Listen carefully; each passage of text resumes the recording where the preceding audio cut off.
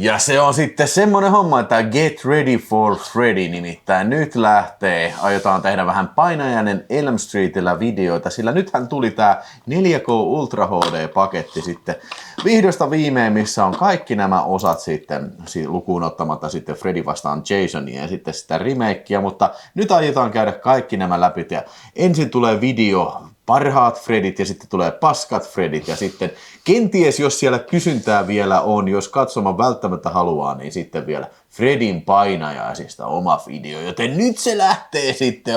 Welcome to the prime time bitches.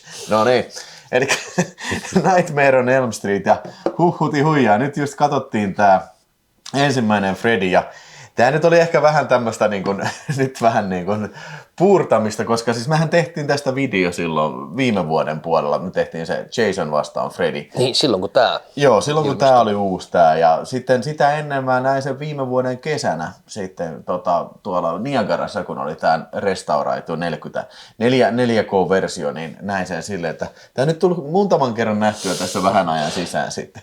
Joo, ja taisi tulla telkkaristakin mun mielestä sillä, että meikäläinen jäi nyt vaan möllöttämään sitä, kerran taas tulee telloista. Mutta hei, ei kai siinä mitään.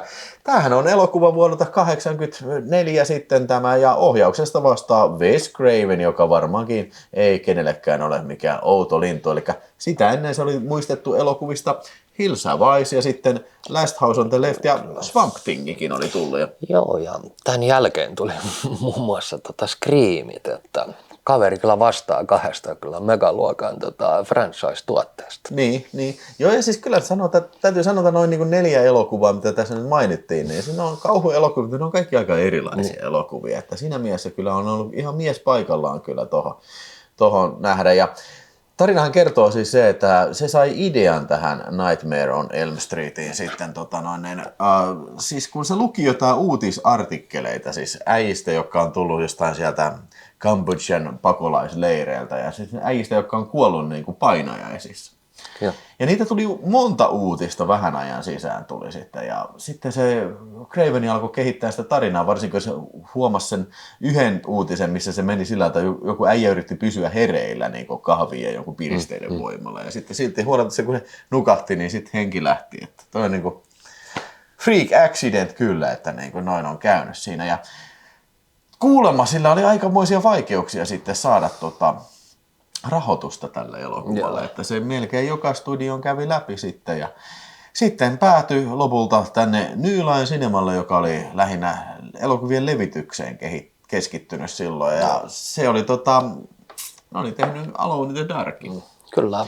Eli se nähtiin Cinemadromessa vähän aikaa sitten. Eikö Alone in the Dark oli niinku ihan ensimmäinen? Taisi olla ihan eka leffa niiltä, mutta ne oli kyllä paljon noita levittänyt noita leffoja, mutta niin nyt sitten tuli tosiaan tavallaan niin se ensimmäinen niin iso elokuva heiltä sitten. Tai no ainakin ei nyt siihen aikaan, kun tämä tehtiin. Tämähän oli siis low budget elokuva. 1 miljoona ja 100 000 dollarin budjetilla tehty elokuva. Leffassa näyttelee sitten Robert Englund tietysti suuressa läpimurtoroolissaan sitten, että sitä ennen oli ollut V-sarjassa sitten. Joo. Ja sitten Heather Langenkamp, ja sekin taisi olla aika lailla ensimmäisiä leffoja tässä kyllä, mitä se oli näytellyt. Ja sitten Amanda Wyss, semmoinen muija. Ja sitten tietysti John Saxon on tämä Heather Langenkampin isä sitten. Joo, siis sanoin, että John Saxon oli varmaan semmoinen kokenein äijä. Että kaikki muut oli niinku tyylin ensimmäisissä rooleissa. Joo, ainakin alkupään. Sanotaan, että Johnny Deppin ensimmäinen roolihan tämä oli. Joo, kyllä näin. Mutta mitä tässä Pasi tapahtuu? No tämmönen lastenmurha ja pedofiili Freddy Krueger, jota siis esittää Robert Englund, niin hänet sitten poltetaan elävältä ja hän saapuu sitten näiden polttajien jälkipolvien uniin kostamaan heille. Eli Elm Streetin lapset on vaarassa. Onko se Springwood se kaupunki tällä? Ja sitten ne 4 nuorta sitten oikeastaan niiden ympärillä tämä keskittyy, niin ne sitten alkaa miettiä, että mikähän siinä on, että se yksi muija niistä tapettiin. Siinä Amanda Wyss tapetaan siinä ja sitten se boyfriendi on pakoteilla, koska se luulee, että se on tehnyt sen. Ja sitten alkaa, ei tämä, this doesn't make sense, että tässä on jotain hätä. Ja kaikki niistä näkee semmoisia painajaisia sitten. Ja kyllä se sitten pikkuhiljaa jäljet alkaa löytymään sylttytehtaalle kyllä niin sanotusti. Ja joo. Niin, ja siinä sitten alkaa sitten pohdiskelua, että millä helvetillä me tästä selvitään. Joo.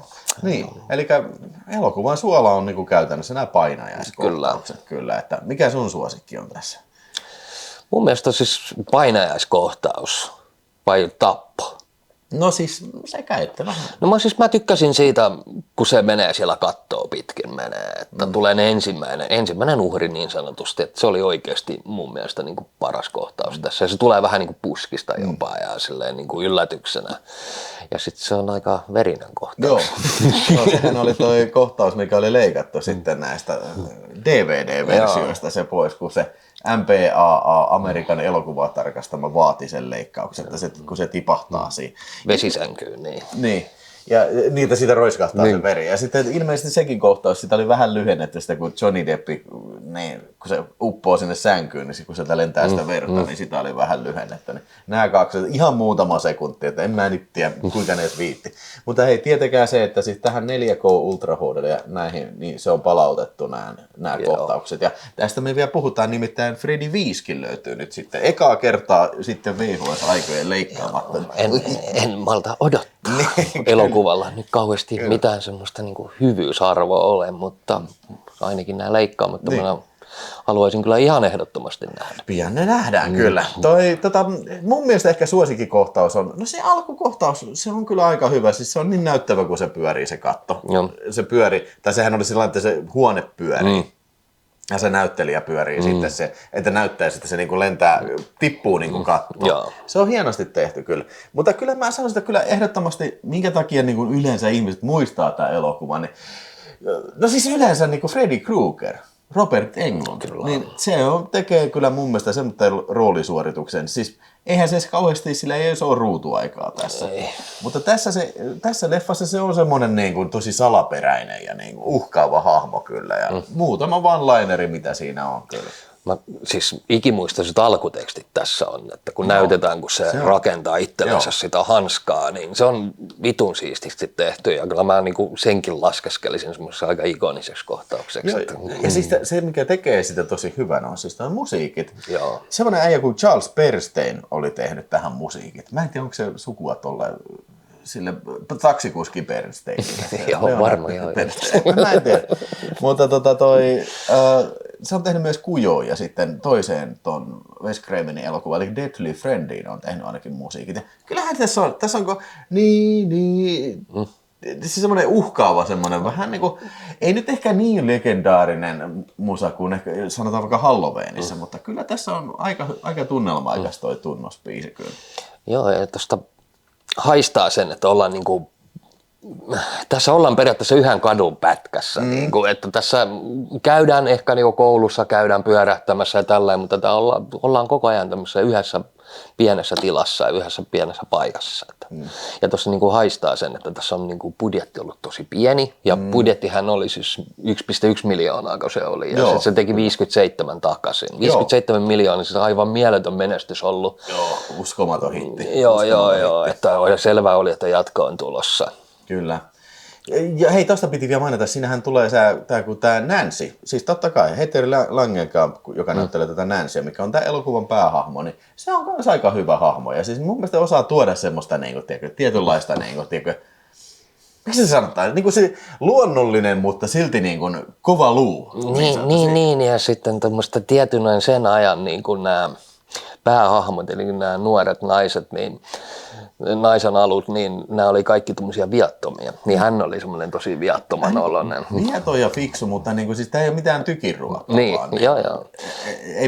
Ei tosiaan mikään niin semmoinen scream queen todellakaan. Niin, ja sitten sopii se Landenkampi. Sopii mun mielestä tosi hienosti. Tähän kun ottaa huomioon tosiaan, että mitä ihmisiä tähän rooliin hakeutui, niin oli Courtney Cox ja Demi Moore muun muassa. Että tämmöisiä nimiä. Ja hän sitten vei sen pääroolin siitä. No ei, siis niin, on vähän vaikea nähdä, että kun vaikka Demi Moore olisi tuossa ollut. Niin. en tiedä, meidän historia on ehkä erilainen sitten niin, ainakin tämän elokuvan osalta. Mutta joo, ja toinen mielenkiintoinen hahmo piti näytellä Johnny Deppin roolia oli Charlie Sheen, joka sitten hinnoitteli itsensä ulos 3000 viikon palkalla. Mietin, että se oli liikaa Wes Cravenille 3 tonnia viikossa maksaa hänelle palkkaa. Ihan käsittämätöntä, miten pienestä rahasta on kysymys. Niin, mutta siis niin kuin sanottu, tämä oli low budget elokuva, mutta hei, siitä huolimatta, niin tämähän on onnistuttu niin kuin pienellä tekemään niin hyviä näitä painajaiskohtauksia. Toi pitää mainita siis se kohtaus, missä Freddy Kruegerin hanska tulee sinne kylpyamasta. Se on aika ikoninen kyllä. Ikonin kohtaus. Ja sitten kaikki nämä veriset kohtaukset, mitä tässä on niin kuin tosiaan. Niin kuin, ihan enemmän kuin tarpeeksi on aineksia siihen, että tämä on tämmöinen ihan kiistatta kasarin klassikko filmi kyllä. Niin ja sitten mä pidän siitä, että kun toi budjetti on ollut niin pieni, niin on jouduttu käyttämään tosi paljon mielikuvitusta ja mun mielestä siis niinku ihan mielettömiä ne unikohtaukset ja niihin niinku tosi tehokkaita ihan pienillä asioilla, semmoisilla pienillä vähän tuuli niinku heiluu tai jotain niinku, että alkaa ketjut heiluu tuulen mukana. Joo ja tulee niinku lehtiä. Joo. Tulee. Ja sitten se, että kun se on se, tässä on se idea se myöskin se, että niinku tämä päähenkilö Nancy niin kuin nukahtaa ja sitten se boyfriendi pitää sitä hereillä, niin sitten kun se kysyy siinä unessa, että hei, ootko sä vielä siellä, niin se tulee tätä puun takaa. Tämä on tää. Niin kuin siis ilman mitään efektejä, tiedätkö, että jos niin saa jo CG:nä tulee joku pää niin kuin sinne niin kuin täällä tai joku patsas puhuu tai jotain, ei mitään sellaista. Niin, sen olisi voinut, jos olisi ollut vitusti isompi budjetti, se olisi melkein jo pilattu. Mä väitän, että tämä on pakottanut Wes Cravenin käyttämään helvetisti mielikuvitusta. Joo. Hei, Suomeen tämä tuli elokuviin leikkaamattomana. Tässä on tämä suomalainen kasetti, mikä on leikkaamaton ja se on kohtalaisen haluttu kyllä. Ja tämähän on se sama unrated-versio kuin näissä nyt sitten. Nämä ja Blu-ray, niin ne on kaikki leikattu. Ne voidaan heittää romukoppaan sinne sitten. Mutta niin kuin on se kiva, on se hieno, että nykyään meillä on nyt sitten tämä niin kuin leikkaamaton versio sitten näistä Freddy Kruegereista sitten vihdoinkin, koska niin kuin on se kuitenkin ikoninen osa 80-lukua ja kauhua ja startannut niin kuin, ainakin Robert Englundin ura. Joo, ja startannut jonkun ihmepuumin, että ihmiset on alkanut tatuoimaan Freddy Krueger-hahmoja ihonsa, niin me kysymään niiltä, että miksi sulla on pedofiili tuohon tatuoitu tuohon käteen, mutta ei vaan vitsit sikseen, että ihan oikeasti Freddy Krueger on pirun hieno pahis karakatyyri ja taatusti yksi 80-luvun niin kuin ikonisimmista kauhuhahmoista. Joo, siis heittämään. Tämä kuuluu siihen 3 kovaan, eli Michael Myersiin. Jason Voorhees ja Freddy. Joo, ja voi sinne laskea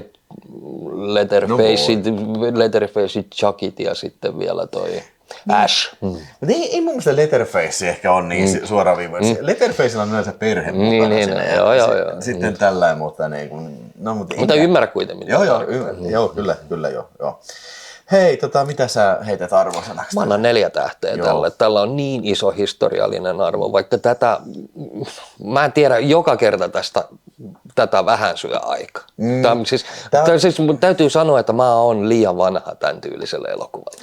Niin ja siis se on ehkä se, että tää on niin tuttu elokuva. Vähän niin kuin just joku, mä en esimerkiksi jaksa kauhean usein katsoa Die Hard. Joo. Koska niin kun, sä tiedät jo tyyli vuorosanat. Siis tää on loistava filmi, mutta kun tää on niin tuttu. Tää on osa niin kohtauskohtauksesta. Mä mieluummin katson Die Hard with a Vengeance. Joten tässäkin niin tapauksessa mulle tulee semmoinen fiilis, että okei, mä ehkä mieluummin katson näitä jatko-osia sitten, koska ne ei ole välttämättä ihan niin täsmälleen tuoreessa muistissa sitten. Kyllä. Jep, mä annan tälle elokuvalle kyllä, siis 4 tähteä kyllä ja ihan saman allekirjoitan, mitä toi Abbassikin sanoi tossa, että niin kun, hieno filmi, mutta siis semmoinen, että niin kun, vähän ehkä kulutettu loppuun. Niin jos tämän näkisi ekaan kertaa, niin voisi taas sanoa, että vau, että hei, miten mä oon missannut. Mutta tämä ei todellakaan meidän kohdalla se tapaus, että se olisi näin, niin että se on se 4 tähteä. Täytyy mainita ihan törkeä hyvä kuvanlaatu tässä. Joo, siis on niin kuin 84, niin vähän niin kuin oli, että ei vittu.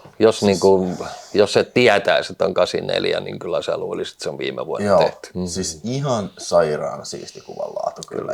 Siis kirkas, värikäs, terävä.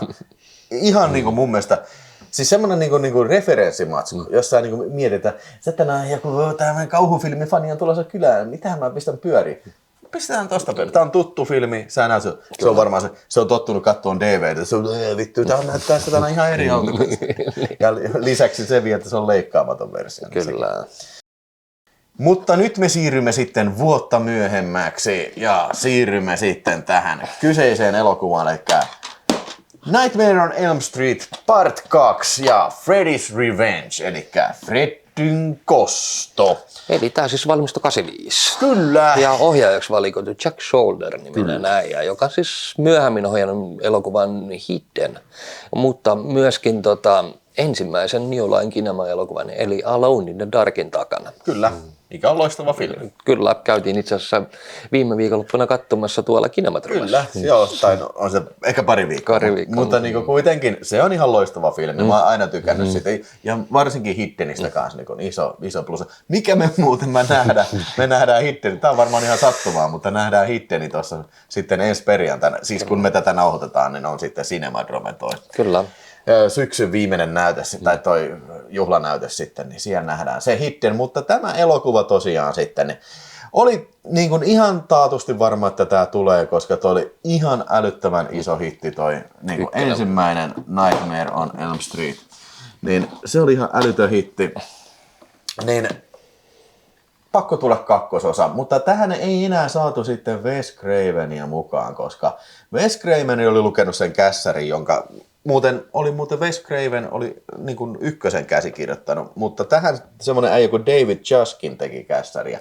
Kun Wes Craven on lukenut, ja hän oli lähtökohtaisestikin ollut hyvin penseä niin kuin jatko-osaa kohtaan, että ei se tarvi, se on siinä.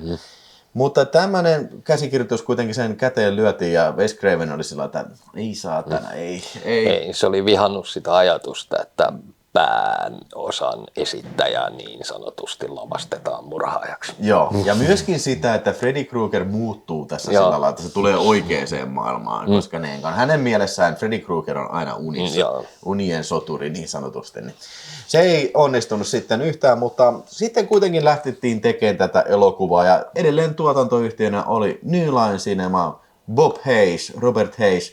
Ja tuosta muuten dokumentoita katsoin, niin kuulemma tämä tuottaja, tämä Bob Hayes, niin se on kuulemma ihan älyttömän iso, tiedätkö, toi niin kauhufilmifani, että sen takia se on tehnyt paljon New Line Cinemalla kaikkia näitä tämmöisiä kauhuelokuvatuotantoja. Joo, ja leffahan sitten saatiin 3-kertainen budjetti tuohon ekaan nähden. Se oli 3 miltsiä. Joo, 3 miltsiä ja sitten ja se näkyy. Eli tämä on huomattavasti massiivisempi, isompi, haettu isompia kuvioita, enemmän hahmoja, enemmän kuvauspaikkoja, kamera liikkuu enemmän, valastukset, lavastukset, kaikki on isompaa. Kyllä. Heti alkukohtaus vetää sellainen jauhot perseeseen, kun se on se koulubussi ajaa sen aavikolle ja sitten siellä maa romahtaa sen ympäri, että se bussi jää sen, niin sen semmoitteen jonkun kalliokielekkeen päälle. Siinä. Joo, ja se on kyllä, se oli hienosti tehty ja näkee, että oli muuten tehty pianosmallilla. Kyllä, siis mä aina tykkään, siis hei, mulla on semmoinen, että siis mä oon nähnyt tämän ekan kerran vasta joskus niin kuin tyyliin 90-luvun puolivälissä, joskus kolmosolta. Muistaakseni kolmosolta tuli niin kuin näitä jatko-osia tuli. Ja kun en mä ollut viittinyt katsoa tätä paskaa saatana, 4 minuuttia 52 sekuntia leikattua versio ja tää siis versio, tää on se leikkaamaton versio, joskin mulla ei ole sitä leikkaamatonta versio, täällä on tää sama leikattu versio mukana. Mutta niin kun, siis tää on ihan järjettömän harvinainen, että siis jos tää on harvinainen, niin mä sanon, että Fredeistä tää on kyllä niin kuin... Niin tää oli se leikkaamaton. Tää on leikkaamaton versio, tää, missä on tää tämmönen joku pilvitausta kanssa, niin sen jos löydät jostain ja se vielä niinku toimii. Niinku tossa sarjassa on aina yhdellä paskaa se, että siis nämä on niinku aina se Aquan paska Germany-kaseteille, siis ne ei vittu toimi enää. Ne on ihan pelon paskaa. Mutta anyways, mä oon nähnyt se 90-luvulla silloin kolmoselta ja kyllä mä muistan, että mä tykkäsin aika paljon, koska tässä on aika hyvät tehosteet. Joo, etenkin se muuttumiskohtaus on hieno, mutta hei, juonta. Niin, mennään vähän liian asioiden ennen mentiin, että niin, tässä on tämmönen uusi poika sitten, Jesse-niminen poika, joka on muuttanut samaan taloon muuten. Kyllä, Springwoodille Elm Streetiin, samaan taloon, missä Nancy asuu. Ja mun mielestä toi on kyllä aika väsynyt tapa niin jatkaa kauhuelokuvaa. Niin, sä tiedät, että niin periaatteessa sama homma jatkuu, mutta tässä nyt saatiin poika tähän pääosaan. Ei se, Kato, kun mä oon miettinyt aina sillä tavalla, että ei toi niinku Fredin kosto niinku kohdistu niinku random ihmisiin, Niin. vaan niinku niihin, jotka oli siinä osallisena siinä mestauksessa. Mutta ilmeisesti tämä nyt onkin sitten niinku joku kummitustalo juttu, että ilmeisesti Fredin henki asuu siinä talossa sitten. En mä tajua. Ja sitten Fredi haluaa niinku elävien kirjoihin, niin sitten hän niinku yrittää sen pojan painajaisten kautta sitten saada niinku elävää ulkokuorta itsellensä ilmeisesti. Just näin että se jotenkin sillä lailla, että hei, että niinku kill for me, kill for me Jesse. Että... Niin, ja sitten tämä alkaa sitten niin sanotusti näytetään, kun Fredi tappaa, mutta sitten se onkin sen jätkän, niinku, että se ohjailee niinku sitä jätkää, että se jätkä käytännössä tappaa. Niinku. Kyllä. Ja tavallaan mä ymmärrän tässä kohtaa sen niin kuin Wes Cravenin. Siis, tämä on vähän erilainen, tämä on niin kuin ihan erilainen elokuva kuitenkin kuin tämä ensimmäinen. Tässä on niin kuin just tämmöinen, tämä on monta kertaa nähty sillä, että joku äijä niin kuin näkee näkyjä, jotka käskee sen tappaa. Ja sitten se niin kuin, välillä näytetään, että se on joku toinen ja välillä se näytetään. Niin tämä tekee vähän niin kuin semmoisen kliseisen jutun taas kyllä uudestaan. Mutta niin kuin toisaalta se pitää sanoa, että tässä kohtaa ei ollut vielä niin kuin tämmöinen... Niin kuin, tiedätkö niin kuin Freddy franchise tai tämmöinen Fred Lore ei ollut vielä niin kuin valmis. Tai ei ollut kauhean loppuun asti hiottu, niin ne on kokeillut vähän erilaista. Niin ja sinänsä ihan freesiä, että on lähdetty kokeilemaan, eikä siis mitään, mutta tämän kun sä oot nähnyt, niin tää on ihan täysin, jos sä oot nämä kaikki nähnyt, niin tää on se outo lintu kaikista näistä, niin kuin niistä kaikista, että siinä ollaan niin väkevästi unimaailmassa, niin tässä niin kuin sekoitellaan todellisuuden ja unimaailman kanssa niin kuin pakkaa aika paljon ja lopussa sitten ollaan ihan oikeassa maailmassa ihan silleen. Joo, siis siellä Freddy pomppaa sieltä uima-altaasta. Miten se edes pääsisi? Mä en tiedä. Mutta Freddy pomppaa uima-altaasta ylös ja se alkaa niinku niillä kynsillään tappaa siellä allaspileissä porukka. Mikä sinänsä ihan siisti kohtaus. Mutta kyllä se paras kohtaus oli se, kun se Freddy tuli sitä jätkästä ekan kerran ulos. Niin joo. Vittu, se oli brutaali. Siis mä oon ihan varma, että puolet leikkauksista on nimenomaan se kohtaus. Joo, 4 minuuttia 52, niin siitä varmaan puuttuu ihan kokonaan tai muodonmuutos. Mä en ole siis itse katsonut. Se vetää vertoja ihan tälle American Werewolfin Londonin ihmissusikohtaukselle. Se on tosi siistiä, semmoinen vähän niin kuin body horror, häiritsevä juttu tuossa. Ja sitten siinähän oli toinen body horror kohtaus, oli ne koirat, joilla oli ihmisen naamat. Niin joo. Ja sitten kieli tulee, Fredin kieli. Joo, ja nämä on kaikki practical efektejä. Että niinku. Tähän oli tehnyt Kevin Jägeri, oli tehnyt erikoistehosteet, ja hänen apurillaan oli sitten semmoinen kuin Mark Shawstrom. Nämä on molemmat tosi tuttuja nimiä niin kuin special effects maailmasta. Mun ymmärtäisin, Kevin Jägeri on tehnyt niin kuin ihan niin kuin tästä eteenpäin about kaikki Freddy-elokuvat sitten. Ja Mark Shawstromi sitten taas ehkä muistetaan Evil Dead 2. Siihen se ainakin teki efektejä, mutta jos jostain katsoo näitä, niin löytyy ihan sikana näin kuin kredittejä näille sälleille kyllä. Ja kyllä ne on ihan alan eksperttejä. Siis niin kuin, tässä on mun mielestä paljon paremmat tehosteet kuin tuossa ensimmäisessä. On ja siis näkyy budjetti. Niin. Kyllä, budjetti- ja tehosteäijät, ne on tehnyt tähän paljon kyllä. Mutta tuossa miinuksena täytyy sanoa, että tässä oli 2 kohtausta ainoasta, mitkä oli pimeässä kuvat. Tämä oli muuten ihan täysin päiväsaikaan. Joo, päiväsaikaan niin kuin kaikki nämä jutut tapahtuu. Että, niin kuin. Miten sä tykkäsit siitä, että tässä oli toi niin kuin poika on niin kuin päähenkilö? Joo, että yleensä on aina nuori nainen. Niin no ei se mun mielestä se oli ihan ok, ei se niin kuin mua haitannut pätkääkään. Niin muuten tuohon pääosan esittää siellä pojan rooliin muun muassa Brad Pitt kävi koeesiintymässä, että ei päässyt. Joo. Mutta siihen tuli sitten tämmöinen kuin Mark Patton-niminen sälli. Mä en osaa yhtäkkiä nimetä muita merkittäviä filmejä siltä, mutta tässä ehkä kaikkien oikein paras kohtaus on se tanssikohtaus. Siinä kun siivoo huonetta ja sitten se ottaa sen mailaan siihen. Lentää se. Niin kuin pepulla hieroo sitä hyllyä. Ja siis tässä on niin selvä tämmöinen gay-teema kyllä. Niillä on se opettaja siellä koulussa, mikä käy jossain SM-klubilla ja sitten se köytetään sillä hyppynarilla siihen suihkuun ja sitä ruoskitaan pyyhkeellä perseeseen. Se ilmeisesti kuolee siihen pyyhkeen roiskuun. Joo, varmaan. Niin sitten se muuten sitä opettaja esittää samaa ja jota syntyy riikollista se tyyppi syntyy sitä vatsasta. Niin kuin, että. Se oli muuten sama äijä on Starship Troopers. Joo, kyllä. Se joku paskahousu. Joo, mikä on peloissaan siellä, mikä aivot syö. Mutta kuitenkin. Mutta niin kuin, siis tässä on koko ajan, niin kuin, esimerkiksi Freddy sanoo tuolle Mark Pattonille, sille Jesselle, niin sanoo, että niin kuin, hei, I want your body. You have a body, I have a brain. Ja sitten se myöhemmin se Jesse menee hädissään kaverille valittaa, että hei, mun täytyy tulla sun viereen nukkuu, niin kuin se on äijä. Koska niin kuin, there's something that wants to get inside me. Niin kuin, ilmeisesti tämä on, siis Jack Solter ainakin sanoi tuossa haastattelussa, että ei hän huomannut, niin kuin, ei tämä ole tahalteen tehty tämmöisiä juttuja tähän. Että, niin kuin, mutta nyt kun tosiaan sanotte, niin kyllähän se vähän on. Mutta joo, kyllä se aika väkevänä siinä on. Se tekee tästä vaan niin kuin hauskemman kyllä, mun mielestä. Ihan sujuva OK jatko-osa, ei nyt mitenkään niin ikoninen kuin ensimmäinen. Ja huomaa, että vähän hakusessa on vielä Freddy Kruegerin seikkailut. Ne ovat vasta alussaan tässä. Haetaan vähän sitä omaa tyyliä ja tämmöistä näin. Mutta kyllä mä sanoisin, että kyllä tää on ihan hyvä filmi. Mä tykkään tästä alusta ihan vitusti, kun se pussi lähtee kiskoon. Se on todella hienosti tehty ja sitten kun se tulee ihan näin ja sitten niin kuin lähdetään. Tekee jos tähän olisi vähän muutaman murhan saanut enemmän. Joo. Se on vähän... Tässä on body counti 10, joka on niin kuin puolet enemmän kuin ykkösessä kuolee 4. Joo, mutta se on vähän kaikki pakattu sinne loppuun, kyllä, kun se menee se bileisiin. Niin siellähän se on vittu 6 pistää lihoiksi. Sen lisäksi, kun se on se kusipääopettaja, niin olisiko siihen saanut jonkun vielä pari uhria siihen väliin sitten, että miten se olisi. Niin, sitten tämä voisi olla niin kuin ihan top notch. Ja ennen kuin annetaan arvosanat, se pitää vielä mainita, melkein unohtu. Siis herra jumala, tämä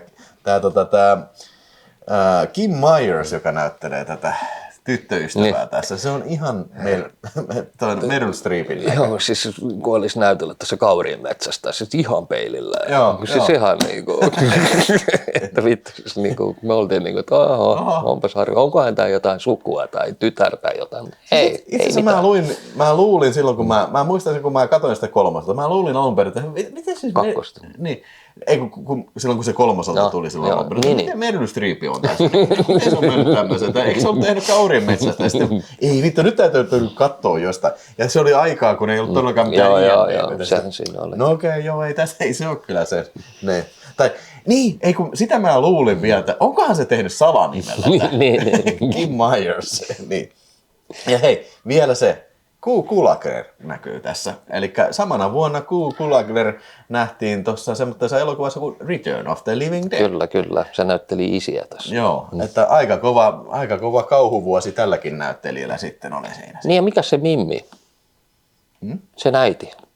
Niin, sehän oli siinä Death Wishissa. Joo, Death Wish. Mä en muista sitä näyttelijän nimeä, mutta sä sen sanoit tässä, että se, joka näyttelee perheenäitiä, eli Kulaglerin puolisoa tässä, niin se oli Bronsonin puoliso tuossa ensimmäisessä Death Wish-elokuvissa. Kyllä. Ja sille kävi vähän huonommin siinä elokuvassa kuin tästä. Niin. Yes. Mutta hei, yksi juttu vielä noppitiedoksi, että tuossa on semmoinen koulukohtaus, niin ne koulukohtaukset on kuvattu samassa paikassa kuin Karate Kid.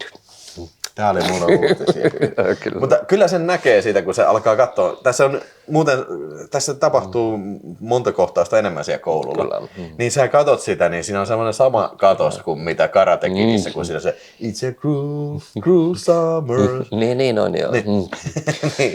Kyllä hieno nähdä. Nähdä tämmöisiä. Tämä tienasi $30 miljoonaa, 3 miljoonan budjetti.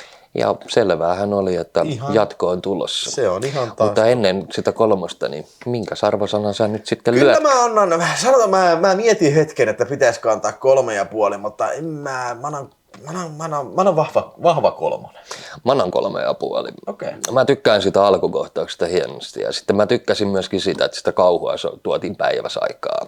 Eli se toimi yllättävän hyvin, että vaikka aurinko paistoi ja oli semmoinen kiva meininki, niin se kauhu kuitenkin toimi siinä. Ja vuonna 1987 näimme 3.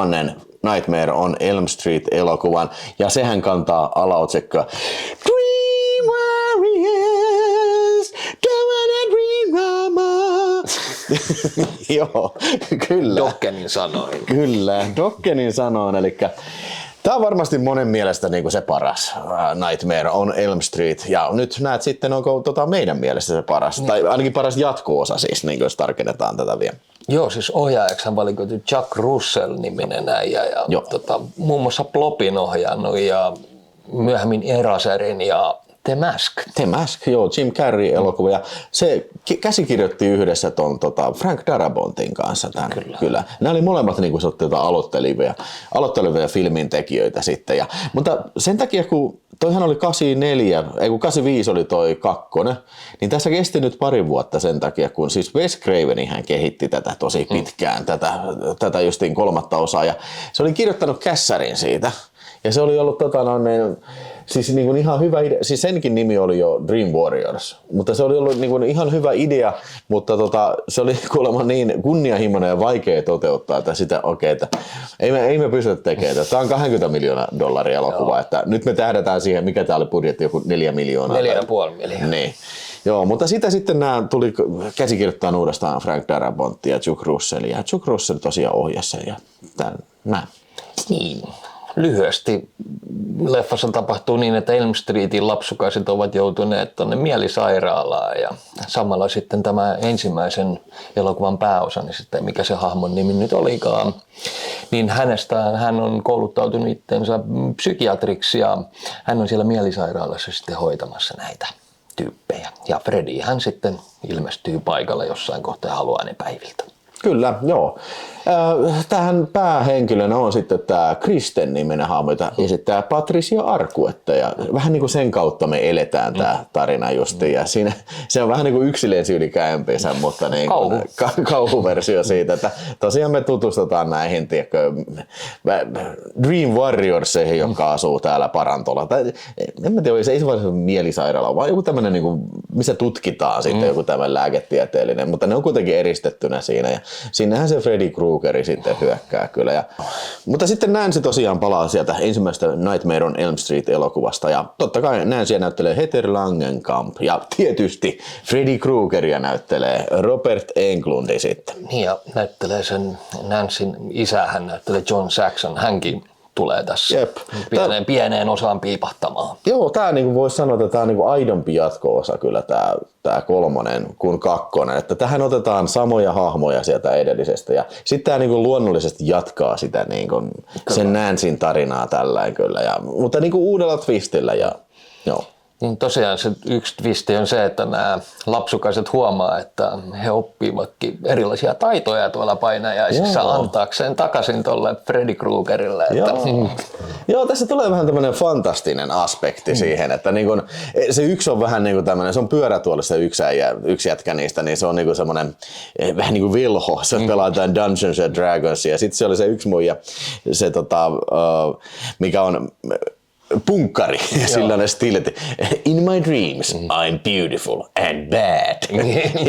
Ja sitten se oli se musta poika, mikä on sitten tosi vahva, mikä pystyy vääntelemään. Että, aika, nyt näin kun sanotaan, niin kuin aika mielikuvituksettomat nämä unitaidot niillä on kyllä. No, se tekee kauheasti voltteja ja ninja-juttuja sitten tämä Patricia Arquette, se Kristen. Kristen, joo. Joo. Siis tämä niinku, ottaa niinku saman idean, mutta niinku vie sen vähän niinku korkeammalle tasolle, että keksii lisää siihen, mikä on tosi hyvä juttu. Ja hei, Angelo Badalamenti oli tehnyt tähän musiikit kyllä. Kyllä vaan. Eli mies käytännössä melkein jokaisen Lynch-leffan musiikista vastaa. Että, Joo. Ja siis kyllä sen kuulee tässä, että tässä on tämmöinen sama teema, mutta niinku kuitenkin vähän niinku, tiedätkö, tuo ehkä jopa tämmöinen niinku fantastinen elementti on tässä just. Ja sitten tässä on tämmöisiä niinku kimallusefektejä, esimerkiksi se yksi ottaa sen pallon siitä ilmasta ja sitten avaa, niin sieltä tulee semmoinen kimalteleva perhonen ja tällainen. Niin. Mä voin kyllä kuvitella, että joku niinku, vähän semmoisia niinku, kunnon leffafriikkejä, mitkä on niinku, tykännyt tosi paljon ykkösestä ja kakkosesta, menee katsomaan, että mitä vittua näin. Mutta kyllä mä sanoisin, että tämä on kyllä ihan lunastanut paikkaansa kyllä niinku, ihan tämä klassisimpana kyllä Freddy Kruegerin. Sitten eräs yksi mustaihoinen kaveri näyttelee tässä kanssa niissä alkupään rooleissa, missä hän on koskaan näytellyt, eli Lawrence Fishburne. Kyllä, niin aivan, joo, se piti mainita. Ei kamalan iso rooli, mutta se on niinku, yksi näitä mielisairaana niitä hoitajia tällä. Ja vähän kyllä tylsää, että se häviää siitä johonkin, että, tiedätkö, että se ei niin kuin varsinaisesti ole kauhean aktiivinen tässä elokuvassa. Joo, no eihän tohon aikaan hänestä oikein vielä kukaan tiennyt. Ei oikein, että olisiko se vasta tehnyt ton Apocalypse Now sitten. Et mä en tiedä, tekikö se mitään tuossa. Kai se jotain on tehnyt, mutta ei tule mieleen nyt. No mitäs, koska King of the New York oli? Se on sitten, niin, onko se 88 seuraavana vuonna? Niin, ja Heat, toi Red Heat. Sekin taitaa olla 88. Niin, eli siinä vaiheessa miehellä alkoi niitä rooleja putkahtelemaan. Tosiaan niin kuin Morphiuksena sitten Matrixissa tuli tunnetuksi. Joo, mutta sitten kyllä ehkäpä elokuvan niin kuin tärkein elementti, eli Freddy Krueger tässä. Niin mun mielestä tässä on niin kuin, tähän mennessä kyllä parhaat nämä Fredin kolttoset, että siinä on se, kun kaikki muistaa tämän aina ensimmäisenä, kun tiedätkö, se vetää ne verisuonet sieltä yhdeltä äijältä, se menee sellainen marionettina menee ja tippuu sieltä katolta. Mutta on tässä muitakin tosi siistejä, niin kuin ne Fredin unimaailma, se kun missä on niitä peilejä, ja sitten se käärme Freddy, se semmoinen iso, mikä mieleskelee siellä. Niin, meinaa syödä sen Kristenin ja näin. Ja sitten se on kyllä hyvä se hoitsu, se on aika kuuma muija, mikä muuttuu sitten Freddy Kruegerissa kyllä. Että tässä on monta tämmöistä ikimuistettavaa kohtausta. Ja myöskin se Fredin rinta, se missä on niitä semmoisia naamoja sitten. Joo, ja siinä tosiaan niin kuin, jotain kertoo tämän leffan niin kuin Kore-puolesta ainakin sen, että Ruotsista lähti 6 minuuttia kävelemään. Joo. Niin kuin leikkausten jälkeen. Että tässä muuten tuli tuosta mieleen, niin kauppiaskasetti lukee tässä, jos se erottuu sinne kameraan, niin joo, ei, tää on ihan yhtä leikattu versio. Mä oon kirjoittanut tänne 6 minuuttia ja 26 sekuntia on leikattu tää suomalainen K16-video, mutta Suomessa kuitenkin pääsi ihan leikkaamattomana elokuvateattereihin asti sitten mutta Ruotsissa leikattiin elokuvateattereihin. Ja mä oon muuten nähnyt, siis Cineman Romessa oli näytös, niin mä en muista, oliko sä siellä 3 katsomassa, mutta niin kuin 4 oli kyllä. Joo, mutta 3 on kanssa näytetty, niin olen jopa nähnyt tämän filmiltä kyllä. Onpas siinä. Se on oikeasti, tää pitäisi olla mun mielestä virallinen jatko-osa ykköselle. Eli siis se niinku jatkuu melkein samoista asetelmista tällä näin, että siinä on vaan niinku pari vuotta ehkä väliä, 2-3 vuotta sitten eka tapahtumien jälkeen. Ja niin, ja vois niinku hyvin sanoa sillä, että jos näin niinku, en mä sano, että 2 on paska, mutta jos katselet tämän maratonin, niin ihan hyvin voi 2 ohittaa tästä. Se menetä juonesta mitään. Niin. Se on kaikista eniten irrallaan. Joo, siitä niinku, mutta se on silti hyvä, en mä sitä sano, mutta se jotenkin ei kuulu tähän. Mutta sanotaan, että kun edellistä me kommentoitiin sitä, että Freddy kokeili vähän uutta uraa, niin tässä se on palannut kyllä. Niinku, ja oikeastaan tää on niinku semmoinen, voisiko sanoa niin, että jos puhutaan vaikka Rambosta, niin kyllä mä sanon, että niinku Rambo 2 tekee Rambosta Rambon. Niin on. Niin Freddy 3 tekee Fredistä Fredin sitten, että oli kauhuelokuva, sitten oli vähän tämmöinen kokeellinen kauhuelokuva, mutta tässä se alkaa olemaan semmoinen niin kuin Wisecracker Freddy, mikä tunnetaan. Sellainen kauhulegenda niin kuin alkaa muodostua viimeistään tässä. Niin siis mun mielestä tässä niin kuin on valmis paketti tästä ukosta. Eli niin kuin, ja lähdettiin tekemään silleen kuitenkin, että kauhu edellä ja sitten fantasia vähän niin kuin tulee siinä mukana. Että niin, tämä on oikeasti fantasia-kauhua niin mun mielestä. Tämä laajentaa oikealla tavalla mun mielestä sitä jo hyvää konseptia. Ja niin kuin, tässä niin kuin muodostuu, tässä muodostuu se, kaikille tekijöillekin ja itse myös Robert Englundille varmaan on muodostunut, että okei, nyt meillä on oikea resepti siihen, miten Freddyä tehdään. Ja tästähän se sitten, suunta on sitten ainakin hetken vielä ihan hyvään suuntaan kyllä, mutta ei tästä siis. Tietysti vielä yksi asia pitää mainita, mikä on aika helvetin tärkeää, että kun puhutaan Nightmare on Elm Street Part 3, niin Dokkenin biisi. Kyllä, Dokkenin Dream Warriors.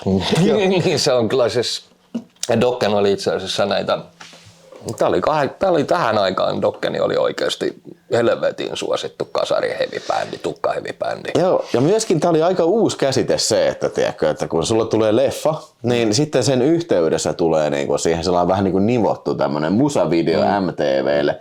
Mutta Jasonihan oli tehnyt sen vuotta aikaisemmin sitten, toi Man Behind the Mask.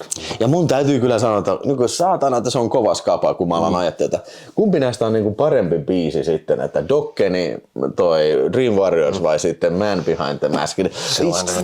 Ne on, sanotaan näin, että en mä salaa, nämä on kumpikin, kuuluu niihin klassikkoihin ja sitten niin kuin etenkin se Man Behind the Maskin, se kertsi, kun se tulee sieltä ja sitten se on vähän konemaisempi, mutta tämä on semmoinen niin kuin rehellinen heavy biisi. Kyllä, joo. Ja siis 80-luku oli oikeasti tämmöistä niin kuin MTV-musavideoiden MTV-biisien, jotka oli tehty kauhuelokuvasta niin sellaista luvattua aikaa. Vaikka Fright Nightista tuli kanssa, niin kuin tuli J. Gales Band ja niin kuin, tuliko Cat People on kyllä varmaan niin aikana, että siinä ei varmaan tullut vielä, mutta kyllä näitä oli paljon tosiaan näitä. Fright Nightissa oli. No okei, ei ole kauhua, mutta niin kuin esim. Bondeista tuli aina tuli toi ja näin. Että... Ja sitten se tarkoitti myös sitä, että MTV-voima, että miten iso mainoskampanja MTVn kautta voitiin käydä. Just näin. Siis silleen, että se oli siihen aikaan MTV pitkälti määritteli sen popkulttuurin. Niin kuin. Sillä tavoitti niin kuin nuorison paljon paremmin kuin sitten niin kuin perinteisellä mainoksella. Mutta onko tämä niin nuorilla? No ei tämä nyt välttämättä lasten elokuvaa, mutta siis kyllä mä sanon, että nuoria... Kyllä mä niin kuin näen, että 15-kesäinen, jos on tästä helvetin hyvin irti. Ainoa vaan, että tämä on todella vittu verinen ja väkivaltainen. No. Että niin kuin... En tiedä, onko tämä väkivalta, mutta on tämä aika verinen. Ja siis semmoinen, niin kuin, tässä alkaa olla vähän näitä body horror elementtejä kyllä, mistä tulee mun mielestä ehkä Freddy niin kuin franchisin se semmoinen trademarkki tässä. Niin, niitä alkaa tässä olla entistä enemmän. Niin. Haluatko aloittaa arvosana? Mä annan todella vahvat 4 tähteä. Mun mielestä tämä on niinku paras. Että tähän on saatu niinku maksimoitua se kauhu ja fantasia ja sitten etenkin se, että tässä alkoi nyt Freddy olemaan myöskin tosi cool. Joo, ja totta kai siis ensimmäisenä on aina se niinku semmoinen legendaarinen rooli kyllä, mutta kyllä mä sanon, että näitä, niinku, mä ehkä niinku mieluummin katselen näitä jatko-osia, kun sitä ensimmäistä, kun se on niin tuttu leffa. Se on, vittu, mekin ollaan katsottu sen nyt jo 2 kertaa tässä. Ei vittu, mä oon katsonut sen 3 kertaa tässä. Niinku lyhyen ajan siis. Niin, että niinku, näissä on semmoinen niinku, ehkä vähän niinku niinku löytää jotain uuttakin aina siitä sitten, mutta kyllä mä melkein varmasti voi sanoa. Mä oon joskus sanonut, että Rennyn jatko-osa on vielä parempi, mutta kyllä se varmaan tää on sittenkin se jatko-osa niistä paras. Jatko-osista paras sanotaan näin tämä Dream Warriors. Kyllä se on 4 tähteä ja vahvat semmoset kyllä, että se on ihan hyvä. En mä niinku, ei korkeammalle voi mennä, mutta ei kyllä todellakaan alemmas kyllä. No, joo, mutta siis on oikeasti, tässä on siististi sekoitettu kauhua ja fantasiaa. Joo. Ja tästä täytyy sanoa jälleen kerran todella hyvä kuvanlaatu kyllä. Että joo, se oli. Mä olin niinku alkumalin, että ei vittu, niinku olisi jotain, suoraan katsonut jotain TV-kanavaa silleen. Niin. Hyvällä mielellä. Niin, hyvällä mielellä. Ei mutta tosiaan niin, mutta siis ihan oikeasti toi ihan mieletön julkaisu kyllä. Ja kaikki ne lopun ne niinku se luuranko-efekti, kun tässä on se stop motion luuranko. Niin se kannattaa, sekin näyttää todella hyvältä ja siis yksityiskohtaiselta. Niin, ja mun mielestä se näytti paljon paremmalta kuin esimerkiksi Army of Darknessin luurangot. Tämä oli niinku paljon soljuvampi ja sen oli niinku näytti oikealta liikkeeltä. Mun mielestä Army of Darkness meni vähän sekoiluksi. Mutta se pitää sanoa kyllä tässä, että vielä se, että ääniraitana löytyy sitten toi masteroitu DTS näin, mutta tässä on myös alkuperäinen toi stereoääni sitten niille, jotka haluaa. Se on mun mielestä ihan kiva lisä, tiiäksä, kun aina monet valittaa, että vittu kun nämä miksaa näitä ääniä. Ei se ole iso vaiva, tiiäksä, pitää se alkuperäinenkään. Kyllä mä sitten, siis mä aina katson kyllä niin kuin miksatun ääniraidan kyllä, että kyllä se kuulostaa paremmalta kyllä ja niin kuin se enemmän dynaaminen. Ja se vielä mainittakoon, että ainoastaan ensimmäisessä tässä paketissa, mikä tässä nyt on suomenkieliset tekstit.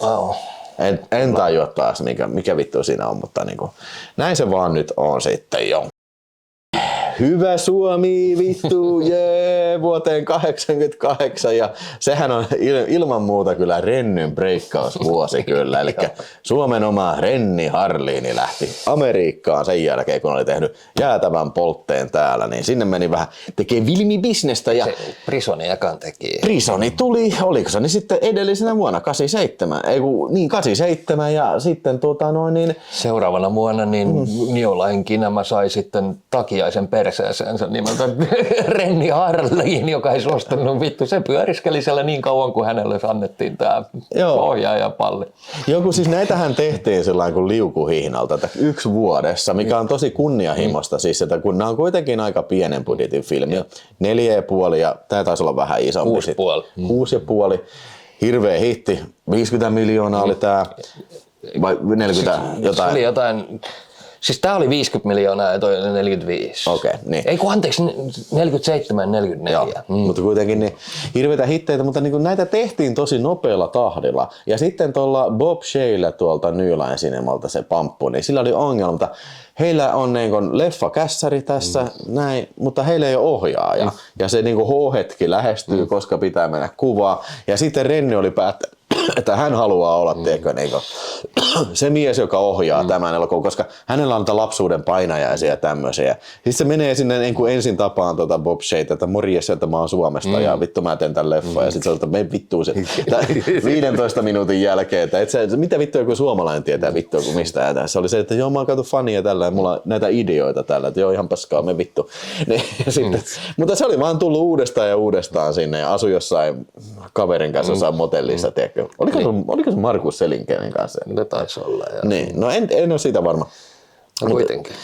Mutta ja sitten lopulta sitten tämä Bob Shay oli sitä mieltä, että okei, tämä mies on kuitenkin niin isokokoinen äijä ja vahvan näköinen äijä, että se ainakin jaksaa ja se ainakin pysyy hereillä siellä, kun tehdään pitkää päivää. Renny pestattiin siinä sitten ja se oli Rennylle näytön paikka ja miten se sun mielestä onnistui sitten? Helvetin hyvin onnistukin. Että kyllä mä niin kuin näin, että tämä kuuluu top 3 ehdottomasti painajainen Elm Street-elokuvista.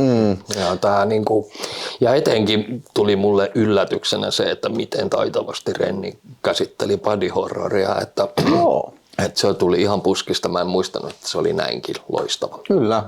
Juonihan tässä nyt ei ole mun mielestä kamalan kasvona. Niin sehän muuten johtui siitä, että siis Brian Helgeland oli käsikirjoittanut sitä. Ja se oli Siihen oli, eikö tässä oli joku käsikirjoittajien lakko tai joku vastaava? Kyllä just näin, että niinku oli käsikirjoittajien lakko ja se ei niinku pystynyt työstämään sitä siinä enempää. Ne oli joutunut monta kertaa niinku Renny esimerkiksi ideoimaan, että okei, mitä me tänään edes kuvataan ja budjetti käy päälle ja esimerkiksi jos muistatte sen varjonyrkkeilykohtauksen, missä Ninja-äijä saa turpaansa siinä, niin se oli ihan improvisoitu, että ei ollut kässärissä ja niitä loppuu rahat tällä. Ei todellakaan mikään helppo projekti, ei ollut varmaan tääkään, mutta tää oli vielä vähemmän helppo projekti kyllä. Ja no tarina tosiaan, niin siitä voidaan mainita, niin tämähän jatkuu suoraan tästä. Ja kun Kristeeni palaa siitä sitten, eli Patricio Arquette hahmo, mutta tässä ei enää ole Patricio Arquette. Hänestä tuli hyvinkin nopeasti, niin sanotusti tähden alku ja sai todella paljon rooleja tuolla.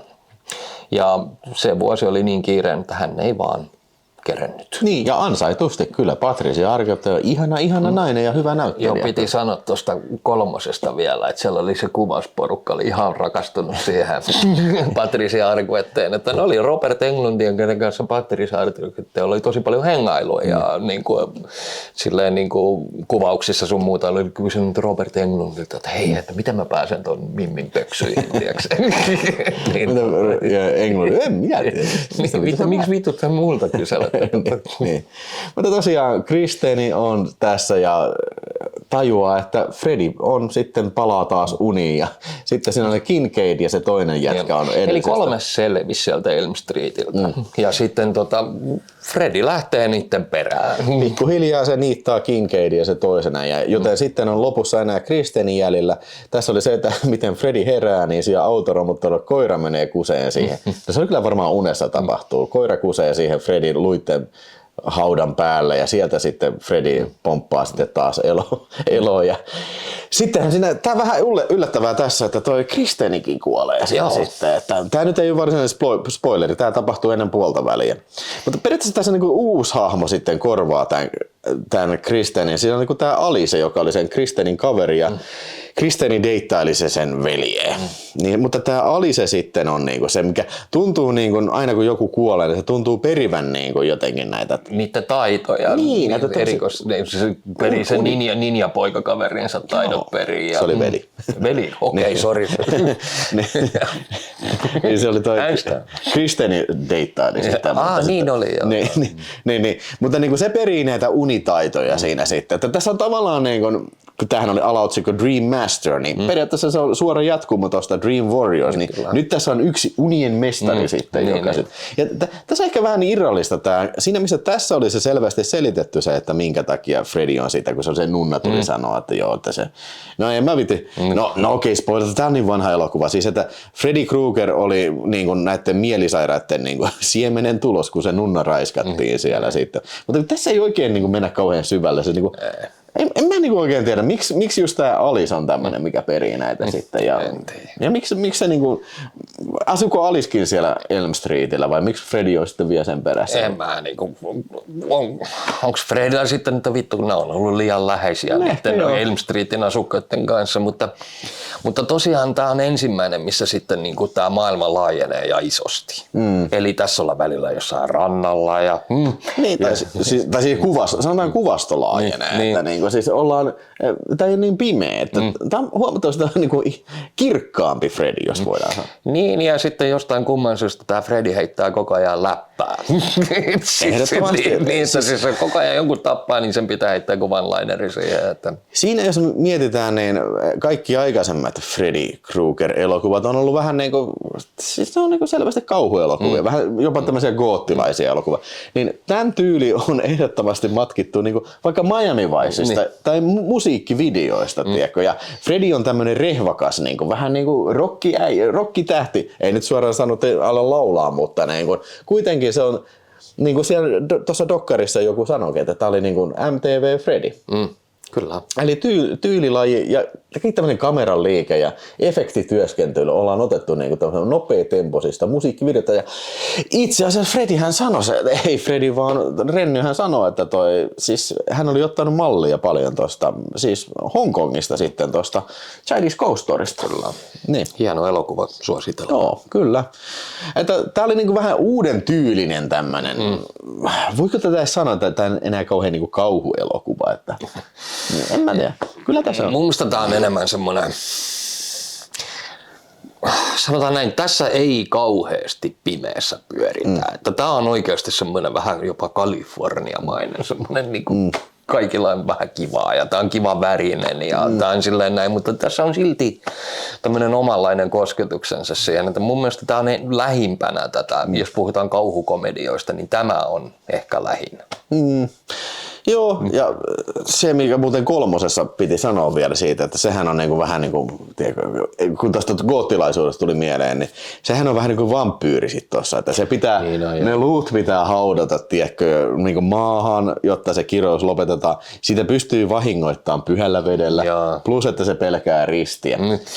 Niin, mutta tässä ei mun mielestä ole enää semmoista, vaikkakin siellä lopussa ollaan kirkossa, mutta se on varmaan ihan vaan niin kuin, tiedätkö, tyylillinen ratkaisu siihen, että saadaan näyttävä loppuhuipennus siihen kyllä sitten. Mutta täytyy kyllä sanoa, että mielikuvitusta on käytetty kyllä tuossa, etenkin tuossa body horror puolella, että jotain pizzaa, missä Freddyn naamoja ja sitten Freddyn rinnoista, rintakehästä tulee ulos ne, kaikki sen tapetut hahmot alkaa tulee ulos. Niin siis on vähän jatkettu se sama idea, mikä oli tuossa kolmossa, että sillä on se rinnassa niitä sen uhreja. Niitä oli siinä pizzan päällä, kun sen veti sen niin, hei, what a meatball you are, Rick. Eikö niin on se?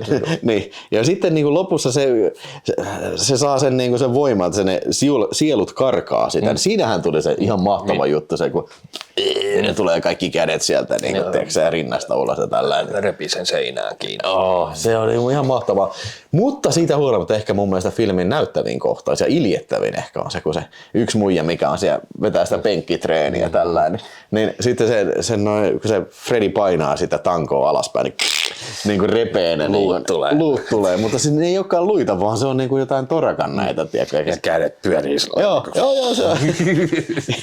se niin kuin, niin muuttuu torakaksi siitä ja sitten Freddy lyttää sen siihen maahan. Ja arvatkaa, näkyykö tässä muuten VHS:llä? Ei todellakaan näkynyt. Tää on 5 minuuttia 24 sekuntia leikattu tää Showtimein VHS kyllä, että sitä ei tarvitse katsoa. On muuten Renny Harlinin nimmari siinä, joka oli siellä se oli silloin, kun oli Renny Harlinin joku tämmönen niin kuin elämäntyönäytös Orionissa tuolla Helsingissä, niin silloin sai se. Se oli Rennykin itse paikalla. Ja mä oon nähnyt siis 2 kertaa tämän leffoissa filmiltä. No kerro. Joo, siis se oli se Cinemadromessa oli filmiltä ja siellä oli kans filmi. Kyllä tätä on tullut katsottua kyllä ihan hyvin. Niin ja isostihan tää MTV:llä oli pinnalla, kun Fat Boys, joka oli siihen aikaan ehkä se kuuluisin räppiporukka, niin se oli tehnyt sitten lopputeksteihin tunnarit siihen. Ja oli muutenkin kovia nimiä, oli Sinead O'Connoria ja Blondia ja tämmöistä näin, että kaikki tämmöinen soi siellä. Niin oliko se alkuteksti? Mä en ole ihan varma, että oliko se, mutta mun mielestä se oli. Joo. Mutta tosiaan mä en mitään. Mutta Sinead O'Connoria kuitenkin soi tässä. Se on tosi hyvä se alkubiisi tossa, mutta ei vittu mikään ei pysty niinku Dokkenille. Joo, Dokken on niinku, Dokken määrittelee niinku parhaat musiikit ainakin näihin elokuviin. Ilman muuta kyllä, joo. Jälleen kerran helvetin hyvä presentaatio tässä, ei mitään vikaa kuvan laatussa, ihan sairaan hyvä, mutta ei kyllä ollut suomenkielistä tekstitystä tässäkään kyllä. Mutta en vittu ihmettele, että Harlinille tarjoutui paljon töitä sen jälkeen. Kyllä tämä oli teknisesti ihan mielettömän upeasti tehty elokuva. Kyllä joo, ja siis tässä tulee mun mielestä Harlin pääsee näyttää siitä, missä se on parhaimmillaan. Ja se on nimenomaan tämmöisessä visuaalisessa loistokkuudessa, kyvykkyydessä. Ja okei, nyt ehkä vähän ilkeästi sanottu ja näin, en yritä mitään vittuilla eikä mitään, mutta mä en tiedä, siis Rennyn elokuvat on yleensä, ne on vähän sellaista huttua. Niin ne on tyylisesti tosi hyviä, mutta okei, sanotaan näitä Cliffhanger, se on hyvä. Ford Fairlane. Hyvä. Tosi hyvä. Die Hard 2. No Die Hard 2, mutta sitten muut alkaa olla vähän sellainen style over substance, No joo, kyllä varmaan voi samankin sanoa noistakin Cliffhangerista noista, mutta any case, tämä mun mielestä demonstroi todella hyvin siitä, kuinka hyvin teknisesti Renny on valmis tekemään juuri tämän tyylisiä elokuvia. Vähän fantastisia, paljon toimintaa, paljon tämmöistä prameutta kyllä kuvassa.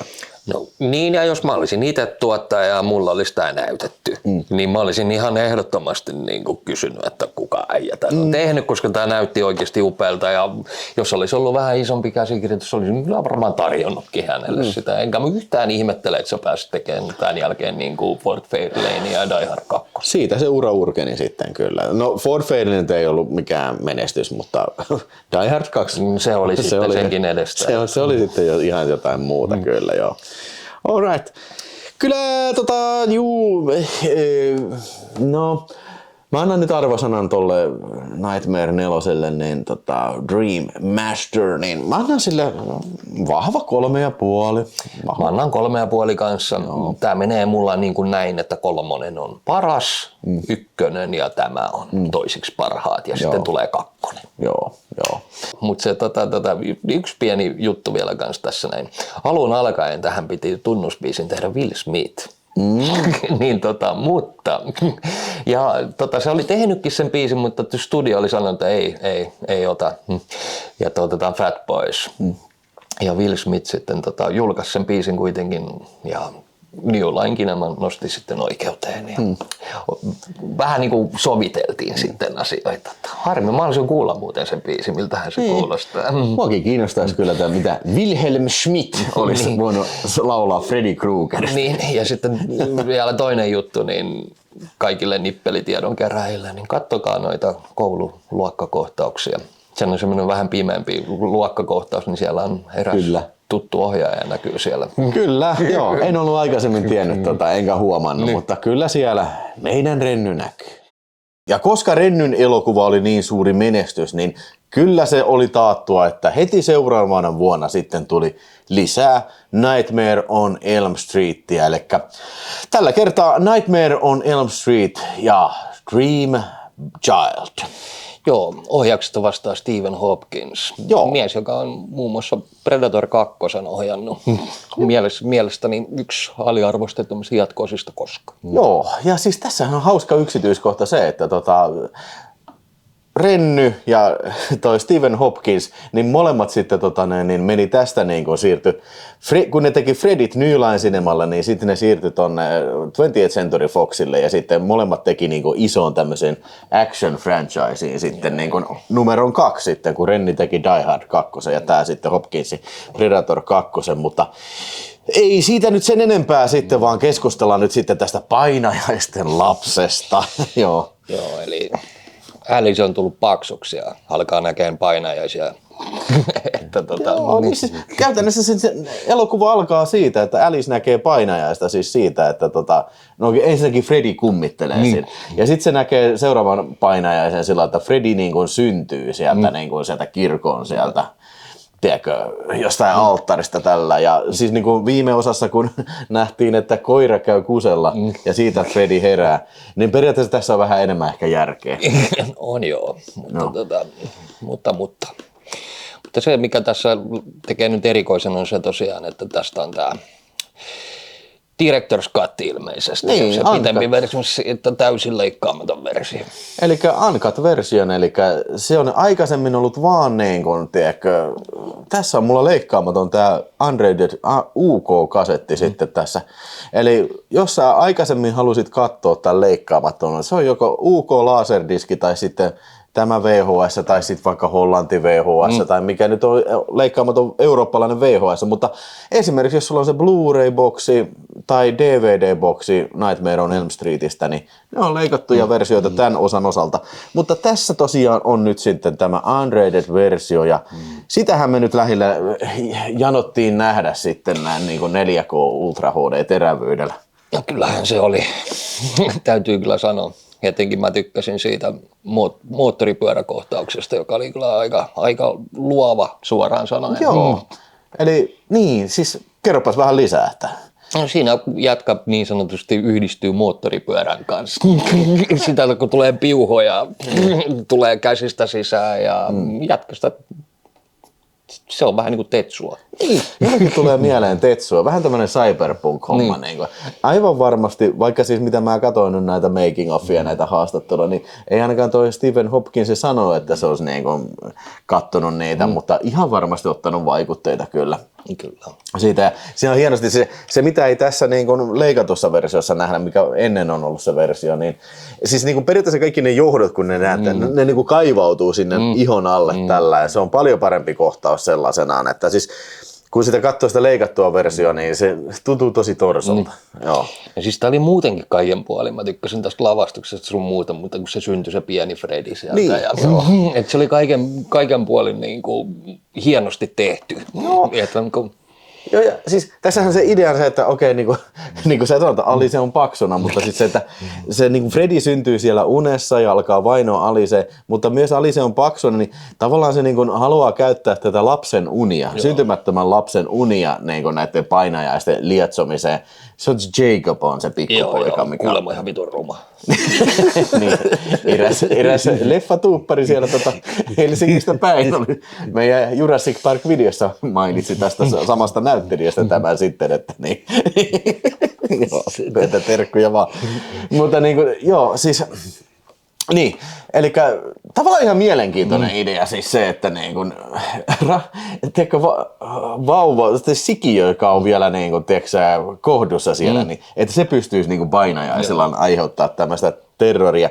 Mutta niin kun, en mä tiedä, siis vaikka tässä on hyvä kohtaus, se just se moottoripyöräkohtaus, ja se on oikeastaan ensimmäinen semmoinen unikohtaus tässä. Sitten tulee seuraavaksi sitten se ruokapöytä. Joo, se oli vitun kova kanssa. Niin. Eli se oli kans leikattu tästä vanhasta versiosta, se kun toi Freddy niinku niitä suolia kaivaa sieltä mahasta, niin, mutta ei läheskään niin paljon kuin se moottoripyöräkohtaus. Mun tietääkseni tässä Unrated-versiossa on vaan joku, eikö se ole varmaan kuin 15 sekuntia niin lisää matskua. Että niin kuin enemmän kuin siinä ykkösestä, sinähän ei ole kuin joku 2-3 sekuntia. Joo, mutta joo, tää VHS, niin sitten tästä jos puhutaan, niin tää ei ole niin torso kuin toi edelliset osat, niin kuin varsinkin 3, mitä oli 6 minuuttia leikattu ja 4 oli 4 minuuttia leikattu, mutta tätä mun mielestä oli vaan joku minuuttia 10 sekuntia jotain semmoista, ei kun minuuttia 50 sekuntia, että ei sen enempää sitten, niin.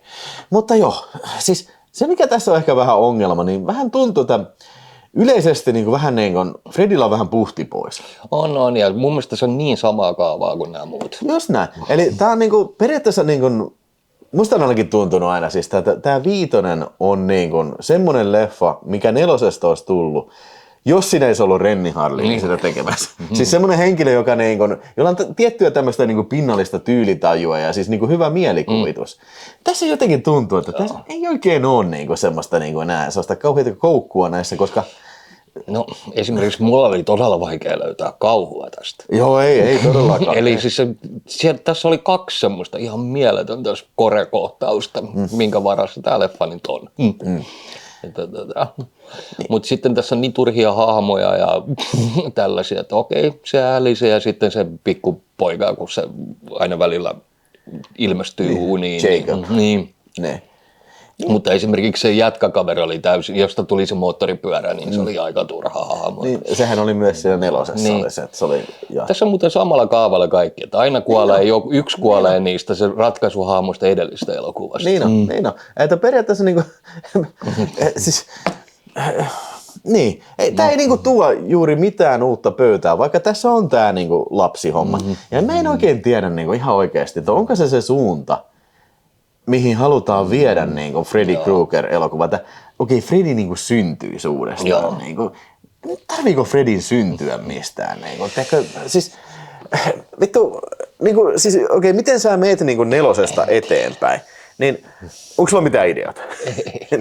Joo, mutta se mä Fredistä saatiin se kaikista suurin potentiaali irti 3. ja 4. Niin. Eli niin kuin sen jälkeen tästä on alkaa tulla pikkuhiljaa tylsä hahmo.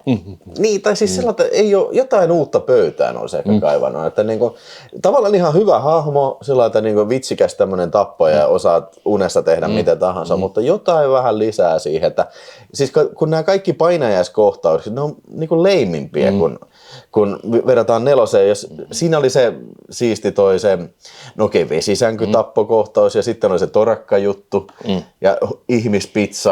Joo. Ja sitten se uskomaton kirkossa tapahtuva se päät, kun popsahtelee sieltä näin.